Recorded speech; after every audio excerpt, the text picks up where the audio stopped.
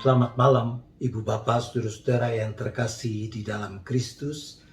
Kita bersyukur kepada Tuhan untuk kasih setia yang masih terus dinyatakannya di dalam kehidupan kita.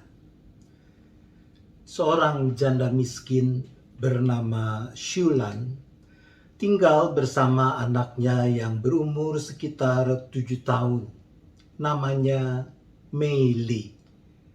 Kemiskinan memaksa Shulan setiap hari membuat kue dan menjajakannya sebagai sumber penghidupan mereka.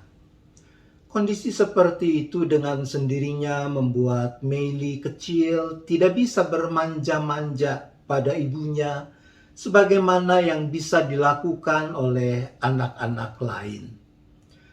Pada suatu musim dingin, ketika akan memuat kue yang sudah dibuatnya ke dalam keranjang, Shulan teringat bahwa keranjang yang biasa digunakannya sudah rusak berat.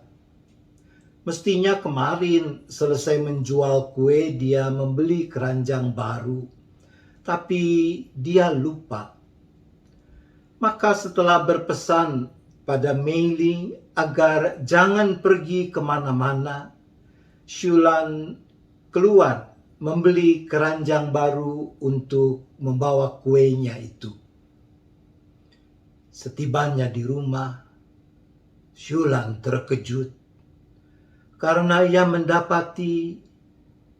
melihat pintu rumah terbuka dan Mei Li tidak ada di dalam rumah. Marahlah Shulan. Dia mengomel. Dasar anak tak tahu diri, sudah diberitahu untuk tinggal di rumah, malah pergi. Pasti dia pergi bermain dengan teman-temannya. Heran kok Mei Li tidak prihatin. Setelah selesai menata kue-kue yang harus dibawanya, Shulan pergi untuk menjajakan kue-kue itu di tengah dinginnya udara bersalju. Dengan tujuan menghukum Mei Li yang menurutnya tidak patuh itu, maka Shulan mengunci pintu rumah dari luar. Biar kapok anak itu merasakan dinginnya udara di luar rumah. Sepulang menjajakan kue, Shulan terkejut melihat sesosok tubuh kecil tergeletak di depan pintu rumah. Shulan melempar keranjang kue yang dipegangnya dan berlari sambil berteriak, "Mei Li!"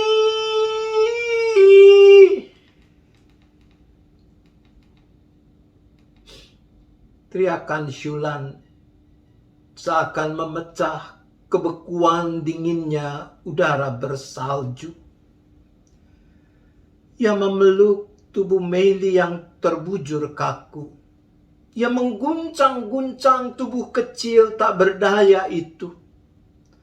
Namun Mei Li tetap tidak bergerak. Shulan segera membuka pintu dan membopong Mei Li masuk ke dalam rumah.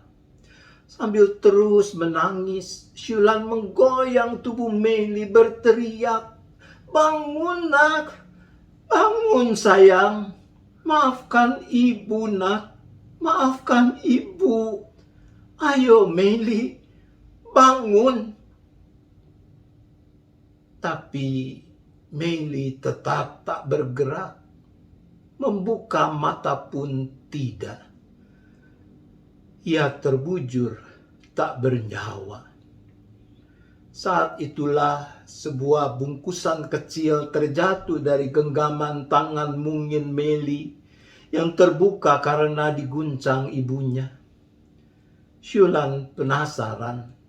Ia mengambil bungkusan kecil itu dan membukanya. Isinya sebungkus kecil biskuit. Shulan melihat ada tulisan di kertas pembungkus. Dia mengenali bahwa itu adalah tulisan Meili yang masih acak-acakan, namun tetap terbaca.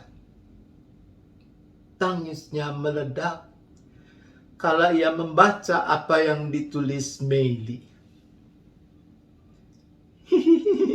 Mama pasti lupa.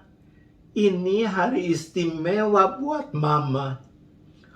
Aku membelikan biskuit kecil ini sebagai hadiah. Tabunganku tidak cukup untuk membeli biskuit ukuran besar. Selamat ulang tahun, Mama. Meili, sayang Mama.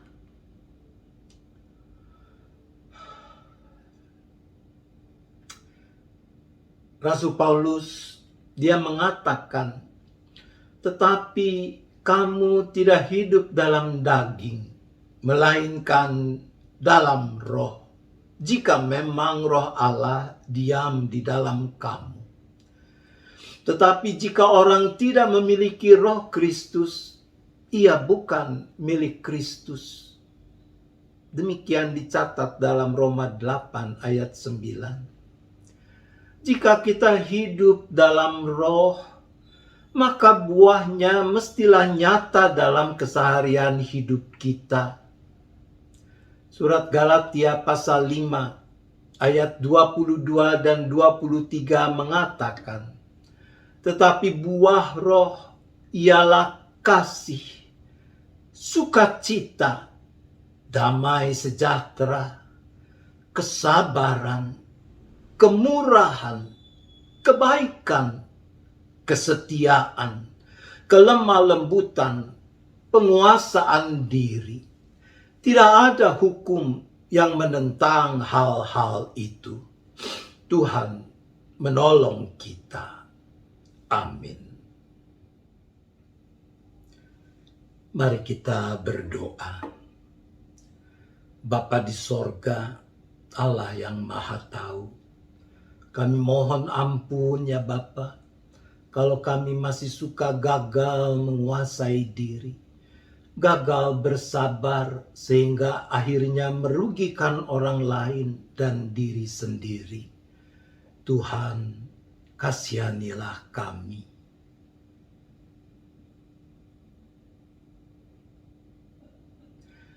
Ya Bapa, berikanlah kami hikmat dan kekuatan, agar kami makin mampu dan mau bersungguh merawat buah yang nyata dari kehadiran Roh Kudus dalam keseharian hidup, sehingga nama Tuhan makin dimuliakan dan hidup yang kami jalani makin menjadi berkat bagi sesama.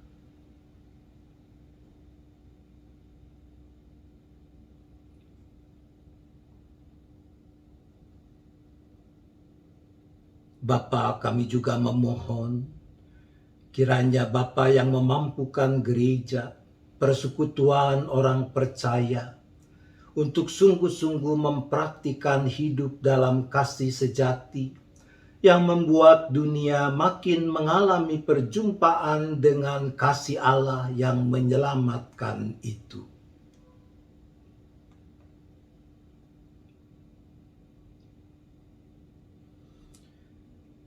Bapa, kami berdoa bagi keberadaan umat manusia, dan khususnya juga bangsa dan negara di mana kami menjadi bagiannya, di dalam perjuangan mengatasi pandemi dengan segala dampaknya.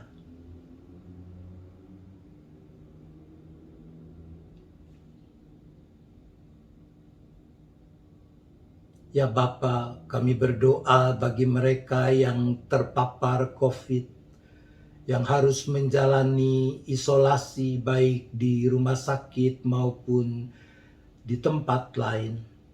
Kami berdoa bagi para tenaga kesehatan, para dokter, perawat, para petugas di lapangan. Bagi mereka semua kami berdoa.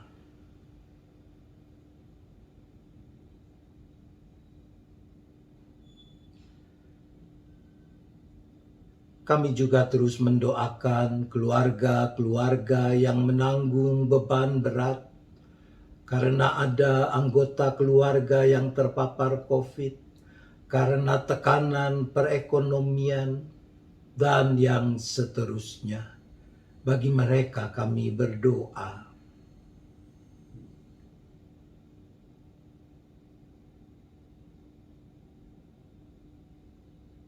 Ya Bapa, kami bersyukur di masa pandemi ini kami bisa tetap menyelenggarakan dan ambil bagian secara virtual dalam berbagai kegiatan gereja.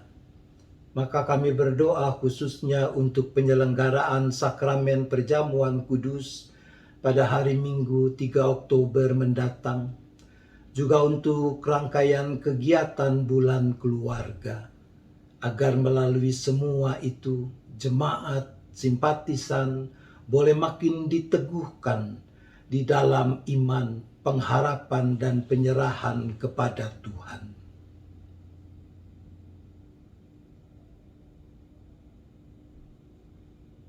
Sebentar kami akan beristirahat.